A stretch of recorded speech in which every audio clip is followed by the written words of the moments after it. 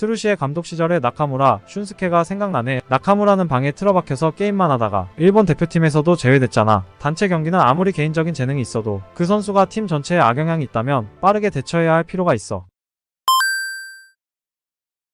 안녕하세요. 해외의 찰진 반응을 가져오는 찰진TV입니다. 요르단전 참사의 여파가 채 끝나기도 전에 대한민국 축구를 뒤흔든 날벼락 같은 사건이 터졌는데요. 충격적이게도 대한민국 축구의 현재와 미래인 손흥민 선수와 이강인 선수의 불화라는 믿기 힘든 보도가 일제히 터졌습니다. 이미 뉴스 기사가 많이 퍼져 대부분 사실을 알고 계실 것이라 생각되지만 짧게 이번 사건을 요약드리자면 요르단과 대망의 준결승전을 하루 앞둔 지난 2월 6일 저녁 항상 하던 대로 저녁도 자율에 맡기고 먼저 씻고 밥을 먹든 밥을 먹고 씻든 아무 관심도 없던 클린스만 감독과 달리 주장인 손흥민 선수는 침체된 분위기를 다잡기 위해 저녁 식사 자리에 선수들과 경기력을 논의하고 전의를 다지고자 했습니다. 그러나 손흥민 선수의 바람과 다르게 이강인 선수를 포함해서 서령우, 정우영 등 젊은 선수들이 식사를 하자마자 곧바로 탁구를 치러 간 것에 대해 손흥민이 전지훈련 온 게 아니다 라며 꾸짖자 이강인이 저녁에 탁구를 치는 게 뭐가 잘못이냐 라며 받아치고 손흥민이 이강인의 목덜미를 잡자 이강인이 손흥민을 향해 주먹을 날리면서 싸움이 커졌는데요. 이 과정에서 손흥민의 손가락이 탈골되게 되었고 결국 손흥민은 손가락에 붕대를 감은 채로 경기에 나가게 되었습니다. 이후 손흥민 선수가 먼저 이강인 선수에게 화해의 손길을 내밀었고 이강인 선수도 미안하다고 사과했지만 이미 팀의 분위기는 걷잡을 수 없었고 경기는 아시다시피 요르단에게 2대0 완패를 당했죠. 물론 요르단 참사의 1등 공신은 이러한 선수들을 방임하고 전술 전략 라인업 조율 등 감독이 해야 할 일을 하나도 하지 않은 클린스만과 원래부터 이런 감독임을 알면서도 굳이 클린스만을 선임한 정몽규 축구협회 회장이 맞습니다. 다만 개인적으로는 주장에게 하극상을 한 거나 마찬가지인 이강인 선수도 별도의 책임이 있다고 생각하고 있습니다. 때 아닌 한국 축구의 충격적인 사건에 한국만큼 촉각을 곤두세운 나라가 있었으니 바로 일본입니다. 그도 그럴 것이 2월 15일에 열린 파리 생제르맹과 레알 소시에다드의 경기는 파리 생제르맹의 이강인 선수와 레알 소시에다드의 쿠보 선수가 격돌하는 일명 미니 한일전으로도 기대를 많이 모았기 때문이죠. 그런데 막상 이강인이 라인업에 제외되어 의아해하던 중 듣고도 믿기 어려운 한국 대표팀 내부 불화 사건이 일본에 연달아 보도되면서 일본 축구 팬들도 많은 관심을 가지게 되었습니다. 이러한 일본 축구 팬들의 여러 반응들을 모아보았는데요. 반응을 감상하시기 전에 구독과 좋아요는 언제나 큰 힘이 됩니다.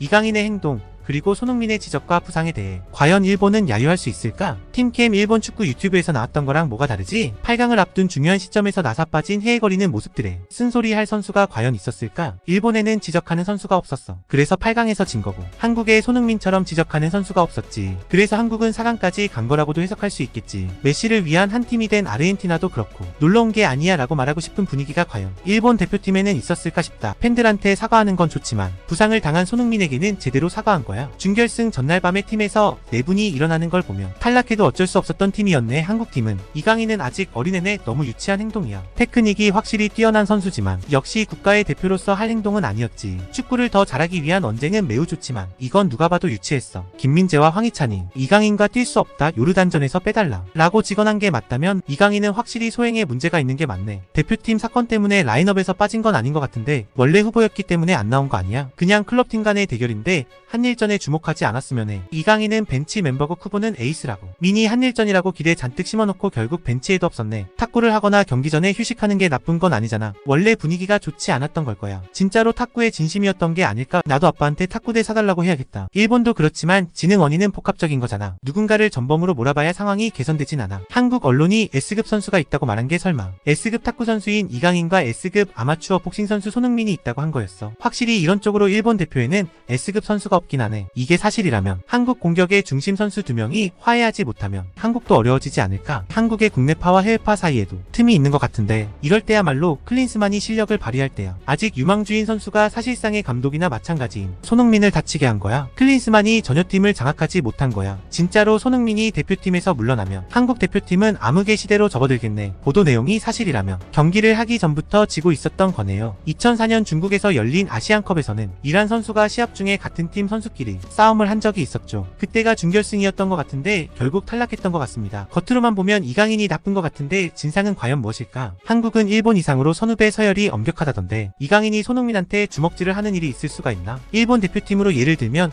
쿠보가 엔도한테 주먹질을 한 거잖아. 아무리 화가 났더라도 이게 사실이면 이강인은 문제아가 맞아. 그냥 탁구를 같이 하는 건 어땠을까? 밥 먹고 휴식 시간을 어떻게 보내는 건 각자의 자유잖아. 다들 프로 선수기도 하고. 그러니까 식사를 빨리 먹고 나간 이유가 축구 시합에 데뷔하기 위해서가 위해서가 아니라 즐겁게 탁구 치려고 나간 건 사실인 거지. 손가락 탈골돼봤는데 웬만큼 비틀지 않고서야 탈골되기가 쉽지 않던데 그게 진짜 사실이었구나. 손흥민은 실제로 프로의식의 화신과 같은 존재인데 그 앞에서 놀려고만 했다면 화가 나겠지. 그리고 클린스만의 대응이 구린 게 먼저야. 이런 방임하는 대응도 해임의 이유가 될 것 같아. 중요한 경기 전에 여행 갔단 느낌으로 탁구를 치는 여유가 부러운 건 왜일까? 역시 4강 진출팀 답네. 탁구 시합도 계속 열심히 해. 이강인의 목덜미를 잡았다. 이강인이 순간에 펀치로 대응했다. 뭐랄까 대전 격투의 뉴스 기사를 보는 듯한 느낌은 클린스만이 나쁜 놈이야. 손흥민의 말처럼 벤치 밖에 있었어야 한다고 생각해. 규율을 문란하게 하는 놈은 대표에서 내려와야 해. 아무리 실력이 뛰어난 선수라도 말이지. 이번 아시안컵에서의 한국 대표팀은 마지막 끝까지 따라잡는 기적의 역전승을 연속해서 팀의 분위기는 정말 좋을 거라고 생각했는데 이런 내분이 있었다니 정말 놀랍다. 게다가 손흥민 이강인의 싸움으로 온 암흑기라니. 한국에선 클린스만 해임으로만 벅찬 것 같은데 팀으로서도 문제가 크네. 방금 일본 네티즌의 댓글 중에서도 잠깐 언급된 내용인데요. 이번 카타르 월드컵에서 아르헨티나가 프랑스와 같은 팀에 비해 전략적으로 열세였음에도 불구하고 우승할 수 있었던 근본적인 이유는 메시를 반드시 월드컵 우승시키겠다는 의지로 감독과 선수가 그야말로 하나의 팀이 되어 똘똘 뭉쳤기 때문이죠. 메시의 월드컵 우승을 보면서 이번 아시안컵의 한국 대표팀이 더욱 쓸쓸하게 느껴지는 건 저뿐만이 아닐지도 모르겠습니다. 구독과 좋아요는 언제나 찰진TV에 큰 힘이 됩니다. 오늘도 끝까지 시청해주셔서 너무 감사드립니다.